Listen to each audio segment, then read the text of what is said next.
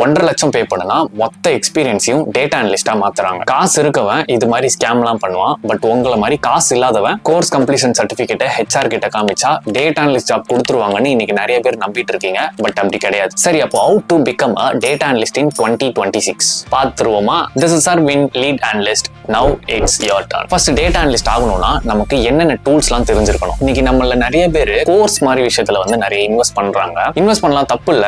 ஒரு set of பீப்புள்ஸ்க்கு அவங்களோட course attend பண்ணாலுமே அதுல இருந்து அவங்க என்ன கத்துக்கிறாங்களோ அதுல இருந்து தான் நமக்கு வேலை கிடைக்கும்ன்றத புரிஞ்சுக்கிட்டு கோர்ஸ் அட்டன் பண்ணுவாங்க. பட் நிறைய பேர் என்ன பண்றாங்கன்னா சர்டிபிகேஷன் மாதிரியான கோர்சஸ்ல நிறைய இன்வெஸ்ட்மெண்ட் பண்ணிட்டு let's say for example 50,000 to 1 lakh payment வந்து அதுல போட்டுட்டு அதுல இருந்து கோர்ஸ் அரைகுறையா கம்ப்ளீட் பண்ணிட்டு அதுல இருந்து கிடைக்கிற சர்டிபிகேட்ஸை வாங்கி அந்த சர்டிபிகேட்ஸை ரெஸ்யூம்ல போட்டு அண்ட் HR கிட்ட அதை ஷோகேஸ் பண்ணுனா அவங்களுக்கு வேல்யூ கிடைக்கணும்னு நினைக்கிறாங்க. வேல்யூ கிடைக்கும், பட் அந்த வேல்யூ 100% உங்களுக்கு கிடைக்கணும் அப்படின்னா சர்டிபிகேட்ஸ் காமிக்கிறதையும் தாண்டி நீங்க உங்க ஸ்கில்ஸை ரியல் டைம்ல அப்கிரேட் பண்ணிருக்கணும். இதுதான் நான் சர்டிபிகேட் சிண்ட்ரோம்னு சொல்லுவேன். லெட்ஸ் சே ஃபார் எக்ஸாம்பிள் இப்போ நீங்க IIBA மாதிரி ஒரு சர்டிபிகேஷன் பண்றீங்க அப்படின்னா அது வந்து completely worth. But at the same time நீங்க ஏதோ ஒரு அகாடமியோ ஏதோ ஒரு இன்ஸ்டிடியூஷன்ல ஏதோ ஒரு பிசினஸ் அனலிஸ்டோ இல்ல டேட்டா அனலிஸ்டோ இல்ல ஒரு அனாலிட்டிக்ஸ்க்காக ஒரு கோர்ஸ் கம்ப்ளீட் பண்ணி அந்த கோர்ஸ் கம்ப்ளீட் பண்ண சர்டிபிகேஷன் இருந்தா மட்டும்தான் உங்களுக்கு வேலை கிடைக்கும்ன்ற நம்புறதை ஸ்டாப் பண்ணுங்க. சோ இதுல இருந்து நான் என்ன சொல்ல வரேன்னா, just because you are collecting so many certificates does not mean you have a job guarantee. என்னோட ஸ்டோரிலாம் பாத்தீங்கன்னா நான்லாம் பெருசா சர்டிபிகேஷன்லாம் பண்ணல.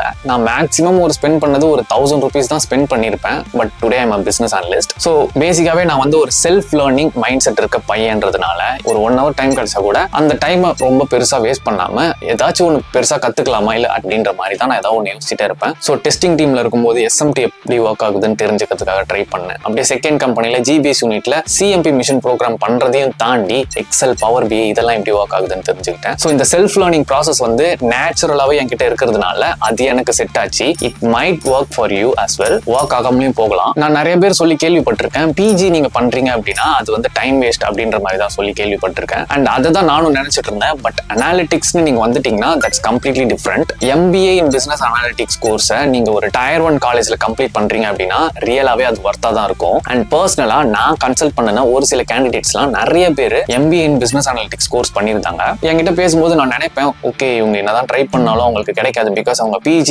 கம்ப்ளீட் பண்ணியிருக்கிறதுனால அவங்களோட எக்ஸ்பெக்டேஷன் அதிகமா இருக்கும்னு நினைச்சு HR வந்து அவங்களோட ப்ரொஃபைல ஷார்ட் லிஸ்ட் பண்ண மாட்டாங்க அப்படின்ற மாதிரி தான் நான் இனிஷியல்ல நினைச்சேன். பட் என்ன ரீச் பண்ணி என்னோட சப்போர்ட் வாங்கின ஒரு சில கேண்டிடேட்ஸ், அதாவது MBA முடிச்ச கேண்டிடேட்ஸ்க்கு வந்து ஈஸியாவே அவங்களோட ரெஸ்யூம் வந்து ஷார்ட் லிஸ்ட் ஆக ஆரம்பிக்குது. ஸோ நீங்க 2026ல MBA இன் பிசினஸ் அனாலிட்டிக்ஸ் கோர்ஸை வந்து ஒரு Tier 1 காலேஜ்ல கம்ப்ளீட் பண்றீங்க அப்படின்னா அது ரியலாவே உங்களுக்கு வேல்யூ ஆடடா தான் இருக்கும். சும்மா ஜஸ்ட் நேம் சேக்கு வந்து ஆன்லைன்ல கம்ப்ளீட் பண்றதெல்லாம் இல்லாம ஒரு ப்ராப்பர் அஃபிஷியலா ஒரு PG சர்டிபிகேட் வாங்குறீங்க அப்படின்னா அது வந்து உங்களுக்கு வேல்யூ ஆடடா தான் இருக்கும். ஸோ இப்போ நம்ம மெயின் சொல்யூஷனுக்கு வரலாம். நீங்க இன்னைக்கு அனாலிட்டிக்ஸ் டீம்குள்ள வரணும் அப்படின்னா ஒரு சில டூல்ஸ்லாம் தெரிஞ்சிருக்கணும். அது என்னென்ன டூல்ஸ்னு நான் இப்போ சொல்றேன். ஃபர்ஸ்ட் வந்து எக்ஸல் வந்து மேண்டேட்டரி. செகண்ட் வந்து SQL. தேர்ட் வந்து பவர் BI அப்படி இல்லைன்னா Tableau. ரெண்டு டூல்ஸும் தெரிஞ்சு வச்சு உங்களோட டைமை வேஸ்ட் பண்ணாதீங்க. ஏதோ ஒரு டூல்ஸ்க்கு மட்டும் ஃபோக்கஸ் பண்ணி அதை மட்டும் கம்ப்ளீட்டா தெரிஞ்சு வச்சுக்கோங்க. அண்ட் லாஸ்ட் அண்ட் ஃபைனலா பைத்தான் அப்படி இல்லைன்னா R ப்ரோக்ராமிங். இது ரெண்டுல ஏதாவது ஒரு டூல் வந்து நீங்க தெரிஞ்சு வச்சுக்கிட்டா போதும். பேசிக்காவே நீங்க பைத்தான் அப்படின்னு எடுத்துக்கிட்டீங்கன்னா சாஃப்ட்வேர் டெவலப்மெண்ட் மாதிரி ஒரு டீப் நாலேஜ் இருக்கணும்னு அவசியம் இல்லை. நம்ம வந்து ஒரு அனாலிட்டிக்ஸ் டீம்ல தான் இருக்க போறோம். ஸோ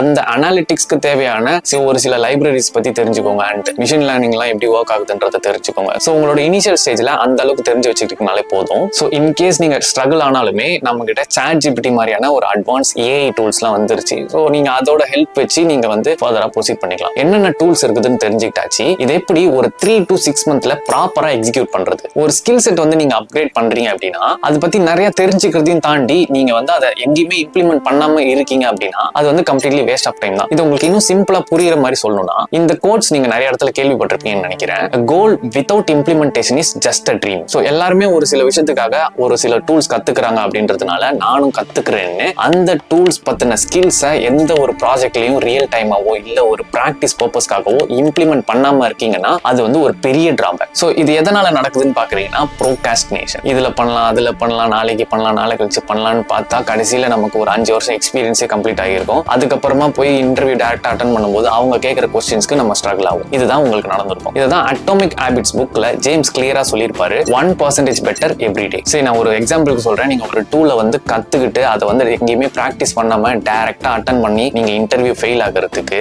அதுக்கு பதிலா ஒரு 5 மாசம் ஸ்பெண்ட் பண்ணி ஒரு 5 டூல் கத்துக்கிறீங்கன்னு வச்சுக்கலாம். நமக்கு டேட்டா செட்ஸ் வந்து கூகுள்ல கிடைக்குது. இன்னைக்கு ChatGPT வந்துருச்சு. ChatGPT கிட்ட எனக்கு வந்து இந்த டூல்ஸ்க்கு ரிலேட்டடான ப்ராஜெக்ட்ஸ் எனக்கு கூட அண்ட் அதுக்கான டேட்டா செட்ஸும் நீயே கொடு அப்படின்னு சொன்னா அது கொடுத்துற போகுது. ஸோ அதுல இருந்து டேட்டாவை கலெக்ட் பண்ணியும் நீங்க கத்துக்கிட்ட ஸ்கில்ஸை அட்லீஸ்ட் 1%, ரொம்பலாம் இல்லை, நீங்க ஒரு டூல் இன்னைக்கு வந்து கத்து முடிக்கிறீங்க அப்படின்னா அந்த டூல்ல கத்துக்கிட்ட அட்வான்ஸ் லெவல் வரைக்கும் இன்னைக்கே இம்ப்ளிமெண்ட் பண்ணுன்னு நான் சொல்லல. அட்லீஸ்ட் 1% வந்து நீங்க அதுல இருந்து கத்துக்கிட்ட ஒரு சில ப்ராசஸ் இம்ப்ரூவ்மெண்ட் மெத்தடை வந்து நீங்க இம்ப்ளிமெண்ட் பண்றது மூலமா ஒரு 5 வருஷம் நீங்க அதை கலெக்டிவா பார்க்கும்போது ஒரு பெரிய பெட்டர்மெண்ட் வந்து உங்களுக்குள்ள இருக்கும். அண்ட் அதுதான் எனக்கு நடந்துச்சு. இன்கேஸ் நீங்க வந்து மேபி கோர்ஸ் வந்து நீங்க பே பண்ணி எங்கேயாவது கத்துக்கலாம், அப்படி இல்லை அப்படின்னா என்ன மாதிரி ஓனா செல்ஃப் லேர்ன் பண்ணி கூகுளோ இல்லை யூடியூபோ இல்லை ஒரு சில பிளாட்ஃபார்ம் யூஸ் பண்ணி அதுல செல்ஃப் லேர்ன் பண்ணி அதுல இருந்து கத்துக்கிட்ட விஷயத்த எவ்ரிடே ஜஸ்ட் 1% உங்களோட ரெகுலர் ப்ராசஸ்ல இம்ப்ளிமெண்ட் பண்ணி வர நான் 100% ஷியூரா சொல்றேன், at some point you will be the better person for that particular tools or a process. Let's say for example analytics. So இந்த வீடியோவை ஸ்கிப் பண்ணாம இவ்வளவு நேரம் பார்த்ததுக்கு உங்களுக்கு நான் ஒரு சின்ன கிஃப்ட் ஒன்று கொடுக்க போறேன். ஒரு 3 to 6 monthல ஒரு அனாலிட்டிக்ஸ் டீமுக்கு தேவையான எல்லா ஸ்கில்ஸையும் எப்படி ப்ராப்பரா கத்துக்கிட்டு எப்படி இம்ப்ளிமெண்ட் பண்ணலாம், எங்க ஸ்டார்ட் பண்ணி எங்க முடிக்கலாம் அப்படின்ற ரோட் மேப்பை நான் உங்களுக்கு ஃப்ரீயா கொடுக்க போறேன். அந்த ரோட் மேப் உங்களுக்கு வேணும்னு நினைச்சீங்கன்னா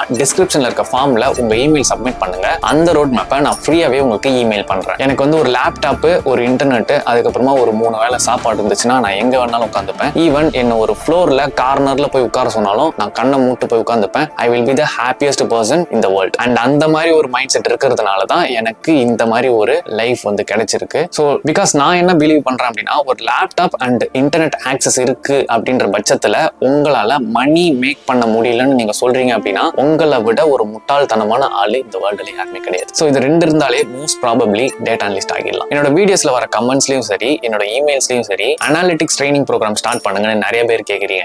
நான் வந்து இப்போ வந்து ஒரு கம்பெனில ஒர்க் பண்ணிட்டு இருக்கேன். எனக்கு வந்து 5 days வந்து ஒர்க் பண்ணியே ஆகணும். ஸோ என்னோட ஆஃபீஸ் போறதுக்கு முன்னாடியும் சரி, ஆஃபீஸ் போயிட்டு வந்ததுக்கு அப்புறமாவும் சரி, நான் ஃபுல் டைமா உட்காந்து ஒர்க் பண்றது ஃபுல்லாவே கண்டென்ட் கிரியேஷனுக்காக தான். ஸோ இதுக்கு நடுவுல நான் வந்து உங்களுக்கு ட்ரெயின் பண்ணணும், உங்களுக்கு வந்து கோச்சிங் பண்ணணும் அப்படின்னு நான் வந்து இன்னொரு கான்செப்டை உள்ள கொண்டு வந்தேன் அப்படின்னா இந்த கண்டென்ட் கிரியேஷன் ஜர்னி வந்து கம்ப்ளீட்லி டிஸ்டர்ப் ஆயிடும். அட் த சேம் டைம் இப்போ எல்லாருமே ஆர்டிஃபிஷியல் இன்டெலிஜென்ஸை நோக்கி ஓடிட்டு இருக்காங்க. ஸோ ஒரு டேட்டா அனலிஸ்டுக்கு தேவையான எல்லா ஸ்கில்ஸும் உங்ககிட்ட இருந்தாலுமே ஏஐ ரிலேட்டட் ஸ்கில்ஸ் உங்ககிட்ட மிஸ் ஆகுறதுனால ஃபியூச்சர் ப்ரூஃப் ஸ்கில்லான ஏஐ அனாலிட்டிக்ஸ் உள்ள உங்களால வர முடியாது. அந்த ப்ராப்ளம்க்கு சொல்யூஷன் கொடுக்குற வகையில I am planning to hire 4 trainers for my upcoming training program AI analytics. Training program எல்லாத்தையுமே அவங்க பார்த்துப்பாங்க. ஸோ இந்த வீடியோ பார்த்துட்டு இருக்க நீங்க அனாலிட்டிக்ஸ் வித் ஆர்டிஃபிஷியல் இன்டெலிஜென்ஸ் எக்ஸ்பர்ட்டா இருந்தா டிஸ்கிரிப்ஷன்ல இருக்க ஃபார்ம்ல எக்ஸ்பர்ட் ஆப்ஷனை சூஸ் பண்ணி உங்க டீடைல்ஸை சப்மிட் பண்ணுங்க. I will reach out to you. நான் மறுபடியும் சொல்றேன், எக்ஸ்பர்ட்டா இருந்தா மட்டும் ஃபார்ம் சப்மிட் பண்ணுங்க. Because there will be a strict selection process to deliver 100% quality outputs to candidates. And இந்த ட்ரைனிங் ப்ரோக்ராம்ல நீங்க ஜாயின் பண்ணி உங்களோட ஸ்கில்ஸை அப்கிரேட் பண்ணணும்னு நினைச்சீங்கன்னா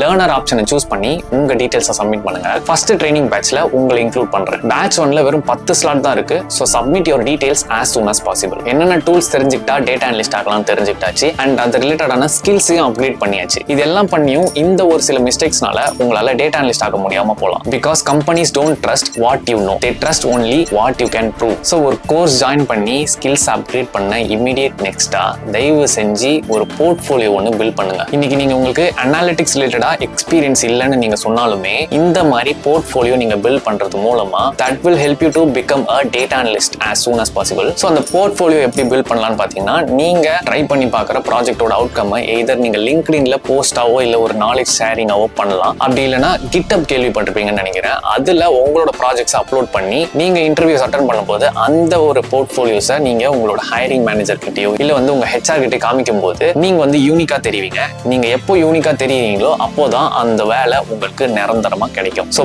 போர்ட்ஃபோலியோ வச்சுக்கிட்டீங்க அப்படின்னா 2026ல that will be helpful for you to become a data analyst or to enter into analytics team. நீங்க ஒரு பிசினஸ் அனாலிட்டிக்ஸ் ஃபோக்கஸ் பண்ணி ஒர்க் பண்றீங்க அப்படின்னா உங்களுக்கு வந்து ஒரு பேசிக் லெவல் ஆஃப் SQL தெரிஞ்சுக்கிட்டா போதும். இதுவே நீங்க ஒரு டேட்டா அனலிட்டிக்ஸை டார்கெட் பண்ணி ஒர்க் பண்றீங்க அப்படின்னா நீங்க பேசிக் SQL மட்டும் தெரிஞ்சுக்கிட்டா பத்தாது. அதை வந்து நீங்க அட்வான்ஸ் லெவல் வரைக்கும் நீங்க கொண்டு போற மாதிரி இருக்கும். In case if your target is data analyst. So 2026ல டேட்டா அனலிஸ்ட் ஆகணும்னா நான் ஷேர் பண்ண ரோட் மேப்பை ஒரு பேஸா வச்சு ஒரு 3 to 6 monthல அந்த ரோட் மேப்ல கொடுத்த எல்லா ப்ராசஸையும் நீங்க ப்ராப்பரா எக்ஸிக்யூட் பண்ணிட்டு வந்து அண்ட் அந்த என்டையர் ஜர்னில நீங்க பண்ணின ப்ராஜெக்ட்ஸை ஒரு போர்ட்ஃபோலியோவா பில்ட் பண்ணி வச்சிருக்கீங்க அப்படின்னா 2026ல உங்களால டேட்டா அனலிஸ்ட் ஆக முடியும். சும்மா நான் சொல்றேன்றதுக்காகலாம் டேட்டா அனலிஸ்ட் ஆகணும்னு ட்ரை பண்ணாம do some research before enter into any role so that you will get succeed. Business analyst ரிலேட்டடா என் கூட கரியர் கன்சல்டேஷன் வேணும்னு நினைச்சீங்கன்னா டிஸ்கிரிப்ஷன்ல இருக்க ஃபார்ம்ல உங்க டீடைல்ஸை சப்மிட் பண்ணுங்க. I will reach out to you. இந்த மாதிரி சில கிரவுண்ட் ஒர்க் பண்ணதால தான் today I am a lead analyst. எங்கேயோ ஒரு கிராமத்துல பிறந்து சென்னைக்கு வந்து if I can,